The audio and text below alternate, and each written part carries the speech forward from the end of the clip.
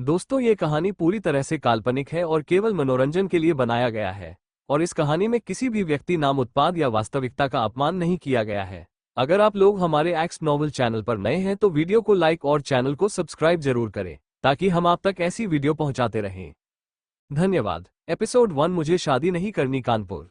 Rawat house एक 4 मंजिल का घर जो दिखने में बाहर से काफी सुंदर था और उसके अंदर एक छोटा सा गार्डन भी बना था जिसमें एक झूला भी रखा हुआ था। बाकी आसपास पेड़ पौधों से उस गार्डन को सजाया गया था। गार्डन के बगल में लॉन एरिया था, उसके थोड़ा सा आगे गैराज बना था। वही गार्डन के ठीक सामने से घर के अंदर जाने का दरवाजा था।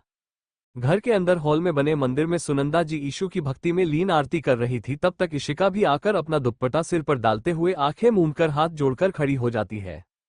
कुछ देर बाद आरती करने के बाद सुनंदा जी पीछे मुड़कर इशिका को आरती थाल देकर पूरे घर में दिखाने को कहती हैं, तो इशिका आरती की थाल लेकर पूरे घर में दिखाने लगती है। आरती दिखाने के बाद इशिका पूजा की थाल सुनंदा जी के सामने करती है, तो सुनंदा जी आरती लेकर उसे भी आरती लेने को कहती है। इशिका भी आरती लेकर थाल ईश्वर के सामने रखकर अपने हाथ जोड़कर आंखें मूंद कर खड़े होकर सब कुछ अच्छा होने की प्रार्थना करने लगती है। वही सुनंदा जी नम आंखों से ईश्वर की मूर्ति को एकटक देखते हुए अपने हाथ जोड़कर कहती है, अगर मैंने अपनी जिंदगी में कोई भी अच्छा कर्म किया है प्रभु, तो बस मेरी एक मनोकामना पूरी कर दीजिए। मेरे अद्वैत की जिंदगी में एक बार फिर उजाला ला दीजिए। एक बार फिर उसे हंसना बोलना सिखा दीजिए। जो खुशी आपने उससे 6 महीने पहले छीन ली थी वो उसे वापस कर दीजिए प्रभु। मैं आपके आगे अपना हाथ जोड़ती हूँ, प्लीज उसकी जिंदगी में खुशियां वापस लौटा दीजिए। इतना कहते ही वो अपनी आंखें मूंद लेती हैं, जिससे अश्कों की धारा उनके गालों को भिगोने लगती है। ये सब देखकर इशिका उनके कंधे पर हाथ रखकर कहती है, चिंता मत करिए माँ, भैया की जिंदगी में एक दिन सब ठीक हो जाएगा, बस ठाकुर जी पर विश्वास रखिए। सुनंदा जी उसकी बात सुनकर अपनी आंखें खोलकर उसे देखकर हाँ में सिर हिलाती है, फिर अपने आंसू पोंछकर उसे किचन में चलने को कहती है, तो इशिका उनके साथ किचन में चली जाती है। दूसरी तरफ रावत हाउस के बड़े से कमरे में अद्वैत ऑफिस जाने के लिए रेडी होते हुए सावनी की तस्वीर देखते हुए कहता है, यार एक बात बताओ, आज मैं ये कलर पहनकर जाऊं ना? नहीं, वो क्या है ना, आज मेरी बहुत इंपॉर्टेंट मीटिंग है तो मैंने सोचा जाने से पहले तुमसे पूछ लूं। अच्छा सुनो, ऑल द बेस्ट तो बोल दो, जैसे हर बार कहती हो, इस बार बहुत बड़े केस के लिए जाना है। इतना कहकर वो सावनी की तस्वीर के पास जाकर उसे छूते हुए नम आंखों से उसे देखकर कहता है, आई नो तुमने हर बार की तरह आज भी मुझे विश किया होगा, पर एक बात बोलूं, नहीं रहा जाता तुम्हारे बिना यार। क्यों चली गई तुम मुझे छोड़कर वनी? क्यों तुम हमारे 7 साल के वादे को भूल गई? क्यों तोड़ दिया तुमने अपना वादा? क्यों? इतना कहते ही उसकी आंखों से आंसू का एक कतरा बहकर उसके गाल पर लुढ़क आता है। तभी अन्वी के रोने की आवाज उस कमरे में गूंज उठती है, जिसे सुनकर अद्वैत नम आंखों से सावनी की तस्वीर देखते हुए मुस्कुराकर कहता है, बिल्कुल तुम पर गई है, मुझे इमोशनल भी नहीं होने देती। पता नहीं इसे कैसे पता चल जाता है कि इसके पापा इसकी मम्मा को याद करके उदास हैं। इतना कहकर वो अन्वी के झूले की तरफ जाता है और उसे गोद में उठा लेता है। अन्वी को गोद में उठाकर अद्वैत प्यार से उसका माथा चूमकर कहता है, क्या हुआ मेरी नवी को? क्यों रो रही है मेरी प्रिंसेस? भूखू लगी है प्रिंसेस को? हम। अन्वी उसकी बातें सुनकर चुप होकर खामोशी से टुकुर टुकुर उसे देखने लगती है, तो अद्वैत मुस्कुराकर कहता है, हम चलो फिर आपको जल्दी से मिल्क देते हैं हम। इतना कहकर अद्वैत उसे गोद में लेकर कमरे से बाहर निकलकर नीचे की ओर बढ़ जाता है। नीचे आकर अद्वैत किचन में आकर सुनंदा जी और इशिका को देखकर कहता है, गुड मॉर्निंग माँ। Good morning Ishika. इशिका और सुनंदा जी उसे गुड मॉर्निंग विश करते हैं, तो अद्वैत जल्दी से गैस पर पैन चढ़ाकर फ्रिज से दूध निकालकर पैन पर डालते हुए उसे गर्म करने लगता है। ये देखकर इशिका कहती है, भैया आप बाहर जाइए, मैं ये कर देती हूँ। अद्वैत सहजता से शांत स्वर में कहता है, इट्स ओके इशिका, तुम्हें नाश्ता रेडी करने के बाद अक्ष को भी संभालना होगा ना, तो तुम रहने दो। इशिका बिना कुछ बोले सुनंदा जी को देखती है, तो वो उसे पलके झपकाकर आश्वासन देती हैं, जिससे इशिका अपने काम में एक बार फिर मग्न हो जाती है। सुनंदा जी मुस्कुराकर अन्वी को पुचकारते हुए कहती हैं, आज तो मेरी अन्वी कितनी जल्दी उठ गई, क्या बात है, आज अन्वी की नींद जल्दी खुल गई। हम। इतना कहते हुए वो उसकी नाक हल्के से खींचती है, जिससे अन्वी खिलखिला उठती है। उसे खिलखिलाते देखकर अद्वैत के चेहरे पर भी एक प्यारी सी मुस्कुराहट आ जाती है, जिसे देखकर सुनंदा जी और इशिका भी मुस्कुरा देते हैं। दूध गर्म करने के बाद अद्वैत दूध बोतल में लेकर उसे पहले अपने हाथ में लेकर चेक करता है, फिर थोड़ा ठंडा होने के बाद अन्वी के मुंह में बोतल को लगा देता है, जिससे अन्वी जल्दी जल्दी बोतल अपने हाथ से पकड़ने की कोशिश करते हुए खींचने लगती है, जिसे देखकर सुनंदा जी कहती है, लगता है इसे बहुत भूख लगी थी। अद्वैत प्यार से अन्वी को देखते हुए, हाँ माँ, इसे बहुत भूख लगी थी। फिर उन्हें देखकर, अच्छा आप नाश्ता जल्दी रेडी करवा देंगी क्या, क्योंकि आज मुझे ऑफिस जल्दी जाना है। सुनंदा जी हाँ में सिर हिलाती है, तो अद्वैत अन्वी को गोद में लिए हॉल में जाकर सोफे पर बैठते हुए न्यूज़पेपर पढ़ने लगता है। उसके जाते ही सुनंदा जी एक गहरी सांस लेकर काम करने लगती है। कुछ देर बाद सब डाइनिंग एरिया पर एकत्रित होते हैं। माहिर भी अक्ष को गोद में लिए अपनी जगह पर बैठा था। उसके बगल में इशिका बैठी थी जो अक्ष को अपने हाथ से नाश्ता खिला रही थी। वही आदर्श जी हेड की चेयर पर बैठे अपना नाश्ता कर रहे थे और उनके बगल में सुनंदा जी बैठी थी और अद्वैत अपनी सुनंदा जी के बगल में बैठा नाश्ता कर रहा था। उसके पास अन्वी का क्रेडल रखा था जिस पर उसकी नजर बराबर बनी हुई थी। वही अन्वी भी उसे देख देख कर मुस्कुरा रही थी जिस पर अद्वैत भी मुस्कुराते हुए अपना नाश्ता कर रहा था। तभी सुनंदा जी आदर्श जी को कुछ इशारा करती हैं जिससे आदर्श जी एक गहरी सांस लेकर कहते हैं, अद्वैत मुझे तुमसे कुछ जरूरी बात करनी है।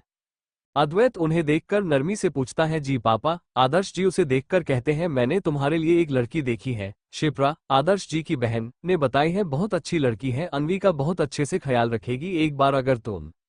अद्वैत गुस्से में खड़े होकर खुद को शांत करके एक गहरी सांस छोड़कर कहता है, मुझे शादी नहीं करनी पापा, मैं आपको कई बार चुका हूँ। आई होप इसके बाद आप कोई रिश्ता नहीं लाएंगे मेरे लिए। इतना कहकर वो झुककर अन्वी का माथा चूमकर उसे एक नजर देखकर तेज कदमों से अपने कमरे में चला जाता है। वही आदर्श जी और बाकी उसे जाते हुए देखते हैं, फिर एक गहरी सांस छोड़कर सुनंदा जी को देखने लगते हैं जो नम आंखों से अद्वैत को जाते हुए देख रही थी। तो चलिए, बहुत पढ़ ली कहानी, अब जरा जानते हैं हमारी कहानी के किरदारों के बारे में। तो सबसे पहले शुरू करते हैं रावत फैमिली से। आदर्श रावत एक निष्ठावान व्यक्ति जो शुरू से ही काफी सख्त रहे हैं अपने बच्चों के प्रति, क्योंकि ये अपने बच्चों को जिंदगी में कुछ करते देखना चाहते थे।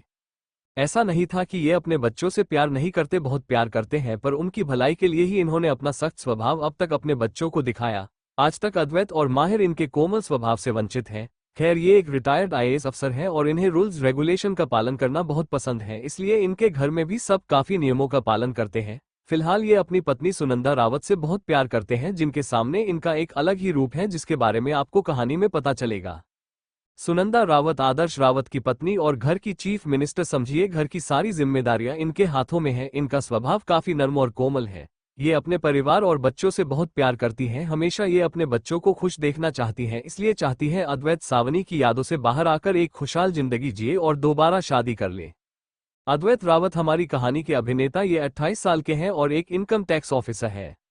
ये अपनी स्वर्गीय पत्नी और अपनी बेटी अन्वी से बहुत प्यार करते हैं। सावनी, जिसे ये प्यार से वनी पुकारते हैं, इनके जीने के एक लौती वजह सी बन चुकी थी, पर उसके जाने के बाद से इन्होंने खुद को बदल लिया। हमेशा शरारतें करने वाला और हंसने बोला अद्वैत तो जैसे कहीं खोसा गया। सावनी के जाने के बाद इन्होंने खुद को सख्त बना लिया। इन्हें अब किसी से मतलब नहीं, अब जिंदगी जीने की सिर्फ एक ही वजह है और वो है इनकी 6 महीने की बेटी अन्वी रावत, जिसे ये जी जान से प्यार करते हैं। ये कभी दूसरी शादी नहीं करना चाहते। बाकी हम इनके बारे में भी कहानी में जानेंगे। माहिर रावत अद्वैत के छोटे भाई, इनकी उम्र 26 साल के हैं और अपने परिवार से बहुत प्यार करते हैं, स्पेशली अपनी बीवी इशिका रावत से। इशिका और उनकी लव मैरिज हुई थी। दोनों ने कॉलेज में एक दूसरे को पसंद किया जा और उसके बाद दोनों ने घर में जब बात की तो किसी को कोई प्रॉब्लम नहीं थी, पर माहिर ने अपने दम पर कुछ करने के बाद इशिका से शादी की। माहिर का सपना बचपन से डीसीपी बनने का था, जिसमें इनके पिता ने इन्हें खूब इनकरेज किया। हालांकि ये अपने पिता से काफी डरते हैं, पर प्यार भी बहुत करते हैं और उनकी इज्जत भी बहुत करते हैं। ये स्वभाव से बहुत मस्तीखोर और शरारती हैं, क्योंकि ये सबसे छोटे थे इसलिए इनको कुछ ज्यादा ही पैम्पर किया गया है, इस वजह से ये ऐसे हैं। ये अपने बेटे अक्ष और अपनी छोटी सी फैमिली के साथ बहुत खुश हैं, पर अपने भाई को भी खुश देखना चाहते हैं। इशिका रावत ये अभी 25 साल की है और माहिर रावत की पत्नी है। कॉलेज में माहिर इनके सीनियर थे। माहिर से शादी करने के बाद इन्होंने आगे अपने करियर के बारे में ज्यादा नहीं सोचा, क्योंकि ये अपना सारा समय फैमिली और घर को देना चाहती थी। ये अपने 1 साल के बेटे अक्ष और पूरी फैमिली से बहुत प्यार करती हैं। इनके स्वभाव की वजह से सब इन्हें बहुत पसंद करते हैं, यहाँ तक अद्वैत भी घर में अब अगर किसी से बात करता है सुनंदा जी के अलावा तो वो इशिका ही है। अक्ष रावत, माहिर रावत और इशिका रावत का 1 साल का बेटा, जो बहुत ही प्यारा और गोल मटोल सा है। ये हमेशा ही सबको अपनी उंगलियों में नचाते रहते हैं। बिल्कुल अपने पापा पर गए हैं स्वभाव में, पर चेहरे से बिल्कुल अपनी मम्मा की कॉपी है। अन्वी और इनकी बॉन्डिंग अलग ही है, दोनों हमेशा एक दूसरे के साथ खेलते रहते हैं। घर में सबसे ज्यादा इन्हें पैम्पर अगर कोई करता है तो वो इनके बड़े पापा अद्वैत रावत। अद्वैत ने आज तक कभी भी अक्ष और अन्वी में फर्क नहीं किया। कई बार तो ऐसा भी हुआ जब माहिर जबरदस्ती इशिका को बाहर ले जाता है उसके साथ टाइम स्पेंड करने के लिए, तब अद्वैत ही अक्ष को संभालता था। ज्यादातर समय अक्ष अद्वैत के साथ ही बिताता है, जिससे अद्वैत को भी काफी अच्छा फील होता है। क्या अद्वैत करेगा शादी के लिए? हाँ।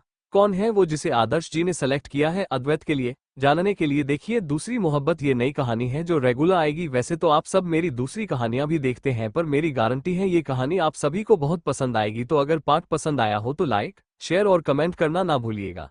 नेक्स्ट एपिसोड हमारे YouTube चैनल पर आएगा। धन्यवाद।